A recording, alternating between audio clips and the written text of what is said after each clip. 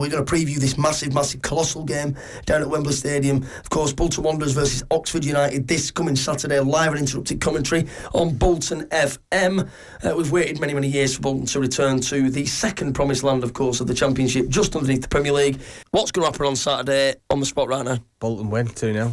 Absolutely. I can't see anything other than a Bolton win. Before we get stuck into the nitty-gritty, boys, and look at the ins and outs of this fixture, who are Oxford's, frightening men and who's going to cause Bolton problems potentially? We need a prediction now, and then once we've spoken, we'll see if we can come up with a more accurate one. But right now, 9:04, where are we going and what scoreline are we going for? Sounds like I'm just following you, but I was going to go for 2-0, but last time I went for 2-0 here at Wembley and you went and got 4, so who knows? Underachieving. I don't know. I honestly don't know. I mean, I think I've not been nervous at all. I've been pretty calm, and I said we'd win. Closer it's getting, I'm getting a bit more squeaky bum time. You were absolutely scared to death at the last game. That was terrible. Last 15 minutes. I think we'll win. I think we'll win. You were. I think it might be quite close. I don't think it's going to be as easy as people think with the 5-0 we had 5-6 weeks ago. But I think we'll win 1 or 2-0. Maybe even 2-1. I don't know. Do you think you concede? I don't think they have that threat up the top as much as they think. Obviously, Brannigan's great for him. Yeah, he's definitely the danger man, isn't he? Top in midfield, isn't he? Yeah. I don't think the Plymouth players expected. No. Bolton to turn up the way they did on that day in April last year. No, I don't think any of us did. I certainly wouldn't have said 4-0. I had a good feeling Bolton would win it. I thought 2-1. You would have never said that they'd win 4-0 Bolton and keep a clean sheet against a Plymouth side that had looked like a steam train for the majority of the season. I think the thing is, and I'm going to tell you a little story about the game we beat Preston 3-0 in the Millennium Stadium to go up to the Premier League in 2001. Yeah. So my dad was a big pal with Sam Allardyce, and he told me after that game that he had a chat with Sam, and Sam said he'd gone to see David Moyes, shook his hand, got into the Preston dressing room, had a chat, and he said they all looked like terrified because a lot of them hadn't been on that stage before. And he said his only team talk before the game was, "We've got them. Just go and do what you do. Go and do exactly as you play, how you've been playing, and we'll absolutely walk this." And that's my only. That's one of my big hopes, is the fact there'll be a lot of Oxford players who'll kind of think, we're not here. We've never been here before. This is nerve-wracking. Oxford haven't been in the Championship for 20 years or whatever it might be. But Bolton have been there last season. We've got players like Magoma who expect coming, want to be there, who've been there. They've done it. They know what the pitch is like. They've won it They won there last season.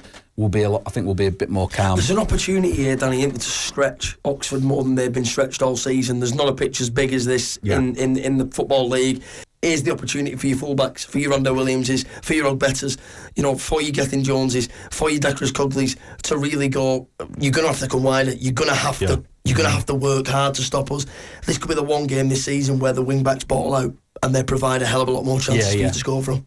I think we were spoilt last season with Conor Bradley at that position, weren't we? We was, yeah. And I think a lot of our goals, Simon says it when he comes to watch the Wanderers with me, we try and walk the ball in far too often. It's amazing how many goals we've scored, considering we do try too hard to get the ball in the box. Tip attack. Top 3 scorers, aren't you? City, Bolton. It's amazing, really, considering how many times we think we could be 4 or 5. But this is it, though, isn't it, Mike? This is it. I mean, you look at it on paper, amazing, the amount of goals scored, but big chances missed is the one that you should be looking at and going, how many more goals should we have scored? And then even if we halved it, we'd have got automatic. Yeah. So, you know what I mean? When you look between the lines and you go, granted on paper, everybody goes, oh, what are you moaning about? You scored 87 goals or whatever it is. And then you go, yeah, but we could have scored 110. Yeah. And that's without, that's discounting 15 or 20 more. From big goal scoring opportunities, or from the fact that the final ball from the fullback just wasn't good enough. I think it's like, as you said, I have said it on the times that I've been a good few times this season as well, believe it or not, haven't I? There's times when it's like you're trying to sort of like really walk it in, and those are the chances where it's like just that extra knock on, that extra pass on, and it's like you didn't have to do that. And it's like Aaron Collins is sort of like lifesaver to me. I keep seeing this fella knock him in from outside the box and creating his own space and stuff like that. I think you have got that opportunity. And as you say, if you play with your fullbacks wider, as a wing backs like that, and you are actually not just putting it straight in but dragging it back, you've got those players out there who can sort of like. Statistically, boys, 4 of their top 5 goal involvement merchants this season are midfielders, majoritively central midfielders. So that central unit provides a lot of opportunities for the forward players that they may be missing, that they've then got to chip in with themselves. Yeah. But they're a driving force, and similar to Bolton. I mean, this is where the comparison could be drawn. If you look at Brannigan, you look at Ruben Rodriguez, you're looking at Tyler Goodrum, you're looking at Josh Murphy, who's obviously a wider midfielder, and then you look at Bolton Wanderers with Magoma, with Sheehan, with Dempsey, with Morley, with Thomason. Both midfields are quite stacked. Both midfields are engine rooms. Both midfields provide you with a lot more than just old school, hard hitting central midfielders that play box to box. There's goals in there, there's assists in there, there's intelligence, there's will, there's determination, there's a big challenge from Thomason. Cameron Brannigan, central midfielder, 21 goals and assists this season. That's 21 goal involvements, not goals, and 21 assists. That'd be unbelievable. That'd be 42. Ballon d'Or winning that. Ballon d'Or winner. But They just play it. But he is a key man, and he is a player that, you know, between three of them for Bolton, they're going to have to get a grip on. Yeah. However, I might be slightly biased, but I'll take my Bolton hat off for a second. I think, prediction-wise now, the big player on Saturday will be Paris Magoma. I think with that room, you know, you saw him in the first leg against Barnsley. Yeah. He changed the game in a tight area. You saw him in the second leg. We've seen him not all season. He's taken a while to find his feet, but both legs against Barnsley, it was tight, but he would still find himself in areas that he could punish him. If we go up, it's all riding on Saturday. I would hate to lose him, and I think he's going to be the absolute star man on Saturday. On Paris, this pitch, like Max just said, made for him. Yeah. It's Wembley Stadium. Yeah. It's down south. It's in London. He's a Brentford boy.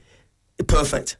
Well, you'd arguably think the pitch would suit his style of play. Like you say, the open space, he's going to have plenty of room, and even if you try and get close to him, he's got the ability to get past you and do something brilliant. And then, as you said, he can shoot, he can score, he can pass. I think some of the Bolton's best goals have been. You talk about walking it in, but you look at Barnsley, prime example, the Dion Charles goal, quick little exchange goal. Sheehan did one early in the season. I think a quick free kick to Thomason. Yeah, and it was in. Final predictions, boys. Where are we going? I'm still sticking with 2-0.